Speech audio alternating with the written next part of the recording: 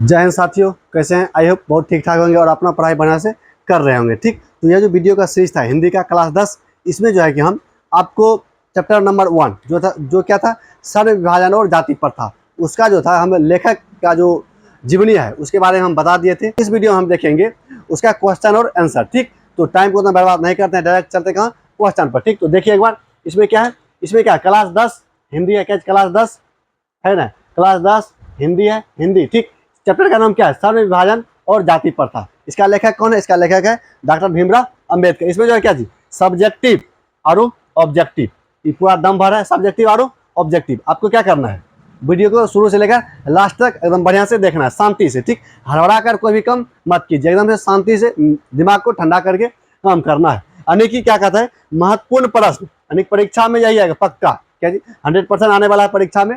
तो आपको क्या करना है, बढ़िया से सुनना है, उसके बाद क्वेश्चन लगाना है जाकर। ठीक, यानी 2026 यानी जो 2027 में एग्जाम देगा उसके लिए है। ठीक, अब चलते हैं कहाँ, जो आंसर क्वेश्चन आंसर है उस पर चलते हैं। ठीक, चलते हैं अब अपना कंटेंट पर। देखिए पहला क्वेश्चन आपके सामने में। ठीक, पहला क्वेश्चन क्या कहता है वो देखिए, इसको जो है कि आप बढ़िया से पढ़ना है, क्या जी बढ़िया से पढ़ना है। इसमें कहता है क्या जी, क्वेश्चन नंबर 1 कहता है, लेखक किस विडंबना की बात करते हैं, विडंबना का स्वरूप क्या है? क्या जी क्वेश्चन यही है, कहता है कि लेखक किस विडंबना की बात करते हैं और विडंबना का स्वरूप क्या है। ठीक, यह प्रश्न है। आंसर में देखिए, इसका आंसर कहता है, लेखक जिस विडंबना की बात करते हैं वे, क्या जी, वे हैं जातिवाद का पोषक। सीधा सीधी बात है कि वैसा विडंबना जो जातिवाद को लेकर चलता है, मतलब जातिवाद को ढोना चाहता है। ठीक, अभी भी आप समाज में देखिएगा कि बहुत सारा ऐसा आदमी है जो जातिवाद का जो है समर्थन करता है। ठीक, वही कहा जातिवाद को ढोना पोषक लेना। उसके बाद अगला, भारत में कई ऐसे गांव हैं जहां के लोग शिक्षित होकर भी जात पात, क्या जी, जात पात छुआछूत की भावना रखते हैं। क्या जी, देखिए बहुत सारा ऐसा पढ़ा लिखा आदमी भी मिलेगा, क्या जी, वह क्या करता है, जात पात मानता है, छुआछूत मानता है। नहीं, अब देखिए आगे, आगे कहता है, विडंबना का स्वरूप कार्य कुशलता के आधार पर श्रम विभाजन होना चाहिए, न कि जाति के आधार पर। क्या चीज कहता है, विडंबना का स्वरूप, विडंबना का स्वरूप कार्य कुशलता के आधार पर, कार्य कुशलता के आधार पर होना चाहिए, ना कि किस पर, ना कि श्रम विभाजन पर, श्रम विभाजन या जाति प्रथा के आधार पर। चूंकि श्रम विभाजन जाति प्रथा का दूसरा रूप है। क्या जी, श्रम विभाजन जाति प्रथा का दूसरा रूप है। ठीक, देखिए इस सबको जो है बढ़िया से बता दिए। ठीक, यह क्वेश्चन आंसर है। अब देखिए पहला आंसर खत्म हो गया। अब चलते हैं अगला प्रश्न पर। अगला कहता है कि जातिवाद, यानी प्रश्न संख्या 2। ठीक, कहता है जातिवाद के पोषक, या जातिवाद के पोषक, पोषक मतलब क्या होता है, मान लीजिए क्या पोषक, संतुलित आहार का नाम सुने हैं, तो संतुलित आहार मतलब उसी को बोलते हैं पोषक। मतलब आपको जो भोजन मिलता है ना, उसी को क्या बोलते हैं, पोषक बोलते हैं। अगर आपको खाना नहीं मिलेगा तो आप क्या हो जाइएगा, उसका आपका मृत्यु हो जाएगा। उसी तरह से अगर जातिवाद, यानी कि जातिवाद को पोषक, अगर जातिवाद को नहीं लेके चलेगा तो जातिवाद अपने आप खत्म होगा। तो वही कहता है यहाँ कि जातिवाद के पोषक उसके पक्ष में कार्य, पक्ष में क्या तर्क देते हैं, यानी कि जातिवाद के पोषक जो जातिवाद का समर्थन करता है तो वह क्या तर्क देता है, यानी वही पूछता है तर्क, क्या तर्क देते हैं। यहाँ देखिए पढ़िए, आंसर पढ़िए इसका। कहता है जातिवाद के पक्ष में महान, यानी कि महान संविधानविद डॉक्टर भीमराव अंबेडकर जी के द्वारा यह तर्क दिया जाता है कि कार्य कुशलता और रुचि के आधार पर श्रम विभाजन होना चाहिए। कार्य कुशलता के आधार पर श्रम विभाजन होना चाहिए, ना कि जाति के आधार पर। कुछ लोगों का मानना है कि श्रम विभाजन जाति प्रथा का दूसरा रूप है, यानी कि कुछ लोगों का मानना है कि श्रम विभाजन जाति प्रथा का दूसरा रूप है, दूसरा रूप है। इसी, यानी कि दूसरा रूप है, इसमें क्या जी, इससे क्या जी, यहाँ देखिए, इसमें कोई बुराई नहीं है। तो इस तर्क के संबंध में पहली बात तो यह आपत्तिजनक है क्योंकि जाति प्रथा श्रम विभाजन के साथ साथ श्रमिक विभाजन का भी रूप लेता है। यानी सीधी सीधी बात है, जाति क्या, यहाँ देखिए, क्योंकि जाति प्रथा श्रम विभाजन के साथ साथ श्रमिक विभाजन, मतलब श्रमिक विभाजन का भी रूप ले लेता है। ठीक, तो ये सब जो है ना किसी से पिछले वीडियो में एकदम से बढ़िया से बता दिए। ठीक, इसमें थोड़ा सा ऊपर ऊपर भी चलेंगे। अब देखिए अगला प्रश्न, अगला प्रश्न क्या कहता है इसमें, बढ़िया से पढ़ना। ठीक, इसका है क्या चीज, कहता है कि जाति, यानी कि जाति नंबर, प्रश्न संख्या 3 कहता है जातिवाद के पक्ष में दिए गए तर्कों पर लेखक की प्रमुख आपत्तियां क्या है। ठीक, कहता है इसमें आपत्ति क्या है, कहता है जातिवाद, यानी कि जातिवाद पक्ष पक्ष नंबर क्या ख है, कहता है डॉक्टर भीमराव अंबेडकर कड़ी आपत्ति जताते हुए कहते हैं, जो लेखक है ना जातिवाद संविधान और जाति प्रथा के लेखक कौन है, डॉक्टर भीमराव अंबेडकर। उसका जन्म कब हुआ था, उसका जन्म हुआ था 14 अप्रैल 1891 ईस्वी में। कहाँ हुआ था, महू मध्य प्रदेश। चलिए अब आगे कहते हैं कि जताते हैं कि काम का विभाजन जाति के आधार पर नहीं होना चाहिए। क्या चीज, काम का विभाजन जाति के आधार पर नहीं होना चाहिए, बल्कि या होना चाहिए क्योंकि मानव का जिस जाति में जन्म होता है वह अपने माता पिता के पैसे के अनुसार जीवन भर के लिए बंध जाता है। सीधा सीधी बात है, क्योंकि कहता है कि मानव जिस जाति में जन्म लेगा तो उसका माता पिता जो काम करेगा वही काम करना पड़ेगा। किसके अनुसार, जाति के अनुसार, मतलब जाति प्रथा के अनुसार बन जाते हैं, चाहे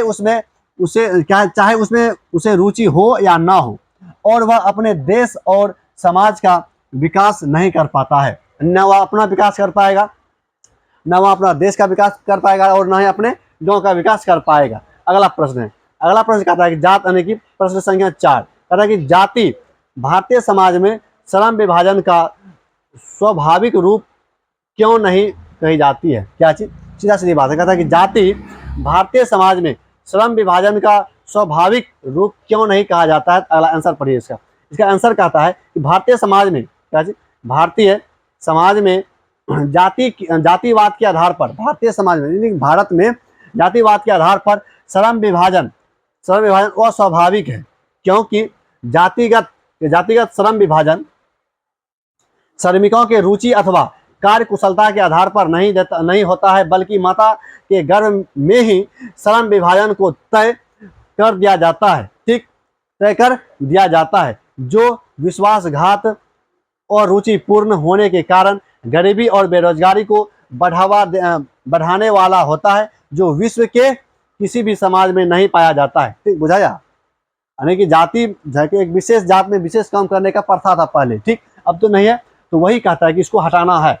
अगला सवाल, सवाल नंबर 5, मतलब सवाल नंबर 5 पढ़िए। इसमें कहता है कि जाति प्रथा भारत में बेरोजगारी का एक प्रमुख और प्रत्यक्ष कारण है। कैसे, मतलब प्रत्यक्ष कारण है कैसे, या कैसे बनी या कैसे है, वह देखिए। कहता है कि हम वास्तविक रूप से कह सकते हैं कि जाति प्रथा भारत में बेरोजगारी का एक प्रमुख और प्रत्यक्ष कारण माना जाता है। सीधा सीधी बात है, माना जाता है, क्योंकि मानव का जिस जाति में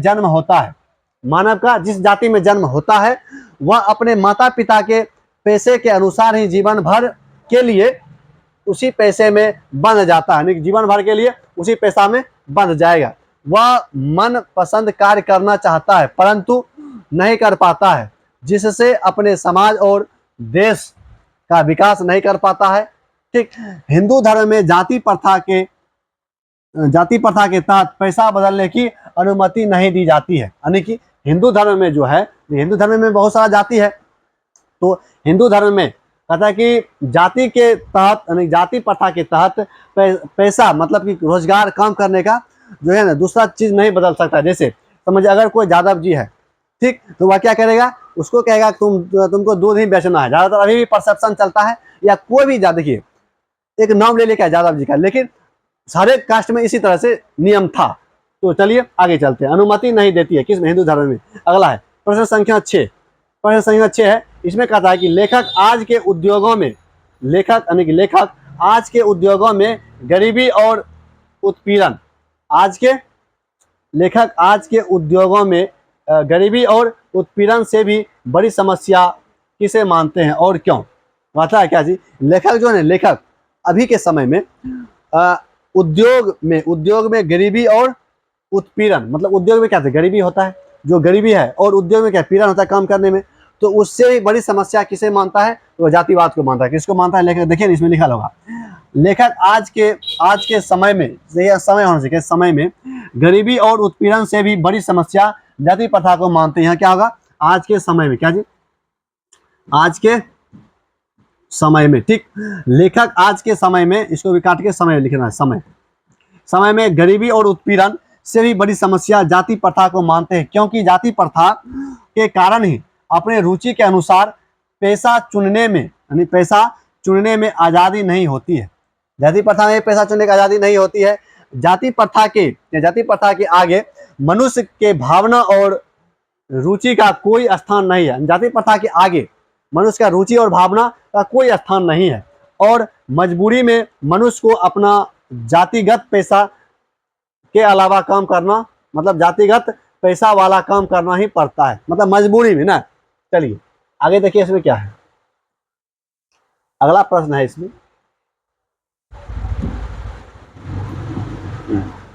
प्रश्न संख्या 7, इसमें कहता है कि लेखक ने पाठ में किन प्रमुख पहलुओं से जाति प्रथा को एक हानिकारक प्रथा के रूप में दिखाया है। तो लेखक जो है ना, लेखक ने पाठ में विभिन्न पहलुओं से जाति प्रथा को एक हानिकारक प्रथा के रूप में दिखाया है, जो इस प्रकार से, किस प्रकार से, नीचे में लिखल है। अस्वाभाविक श्रम विभाजन, बढ़ती बेरोजगारी, उसके बाद श्रम और रुचि तथा व्यवस्था में श्रम का चुनाव, मतलब व्यवस्था मतलब मजबूरी में। उसके बाद आदर्श तथा सभ्य समाज, सभ्य समाज भी निर्मित नहीं हो सकता कि जिस समाज में जाति प्रथा होगा। अगला है प्रश्न संख्या अंतिम है और क्या 8 है, मतलब 8 को प्रश्न है। अगला कहता है सच्चे लोकतंत्र की स्थापना, सच्चे लोकतंत्र की स्थापना के लिए लेखक ने किन विशेषताओं को आवश्यक माना है। सच्चे लोकतंत्र की स्थापना के लिए किस का विशेषता, मतलब कौन सा विशेषता होना चाहिए। आंसर देखिए इसका क्या है, कहता है महान साहित्यकार एवं संविधान के जनक डॉक्टर भीमराव अंबेडकर। डॉक्टर भीमराव अंबेडकर साहित्यकार भी थे, क्या साहित्यकार भी थे एवं महान यानी कि संविधान के जनक भी। जो संविधान बनाया है वो कौन बनाया है, भीमराव अंबेडकर ने सच्चे लोकतंत्र की स्थापना के लिए स्वतंत्रता, समानता एवं बंधुता पर आधारित समाज, क्या जी, समानता, स्वतंत्रता और बंधुता पर आधारित समाज को आवश्यक माना है। किसको माना है आवश्यक, समानता हो गया, स्वतंत्रता हो गया और बंधुता हो गया। उसके बाद हम सभी देशवासियों के बीच भाईचारे का संबंध बनाना चाहिए। यानी कि देखिए अभी क्या होता है, अभी जिस क्षेत्र में नेता सबको जितना होता है वह क्या करता है, वहाँ हिंदू मुस्लिम कर देता है, दंगा करवा देता है, मतलब लड़ा देता है, या हिंदू मुस्लिम करेगा या हिंदू धर्म में क्या जाति में लड़ा देगा, उसके बाद अपना रोटी सेक लेता है। आगे आइए, किसी भी प्रकार का जात पात, छुआछूत की भेदभाव मन में नहीं होना चाहिए। यानी कहता है कोई भी जात पात, भेदभाव, छुआछूत मन में भावना नहीं होना चाहिए। अगला है इसमें, हम एक अच्छे समाज का निर्माण कर सकेंगे, यानी नहीं होगा तभी हम एक अच्छे समाज का निर्माण कर सकेंगे। ऐसे अपनाने से देश की एकता और अखंडता मजबूत होगी। यानी कि यह सब नियम अपनाने से देश का जो है ना, कि देश का एकता मतलब सब आदमी एक बनल रहे और अखंडता मजबूत बनेगी। ठीक, अब क्या है, अब ये सब्जेक्टिव क्वेश्चन सब खत्म हो गया है। अब है क्या जी, ऑब्जेक्टिव प्रश्न। ऑब्जेक्टिव प्रश्न है, ऑब्जेक्टिव को क्या करना, ऑब्जेक्टिव को आपको अपने से लगाना। ठीक, देखिए ऑब्जेक्टिव है पूरा, ठीक, कुल क्या 28 को ऑब्जेक्टिव है, एक चैप्टर में क्या 28 को ऑब्जेक्टिव है। ठीक, तो आपको क्या करना है, सब ऑब्जेक्टिव को याद कर लेना है। ठीक, तो इस वीडियो में इतना ही रखेंगे। तो अगर आपको पीडीएफ चाहिए तो आप नंबर लिख लीजिए, उसके बाद आपको क्या करना है, उस पर 1 व्हाट्सअप करना है। क्या जी, व्हाट्सअप यहाँ लिखते हैं,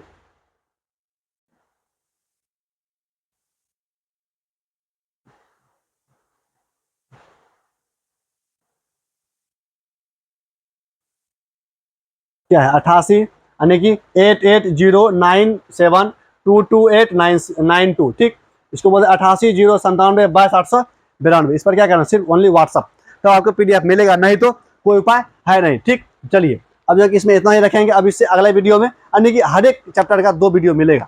एक में क्या होगा, जीवनी और सारांश होगा, और एक जो चैप्टर थोड़ा बड़ा होगा उसमें 3 वीडियो भी हो सकता है। तो चलिए इस वीडियो में इतना ही। जय हिंद, जय भारत।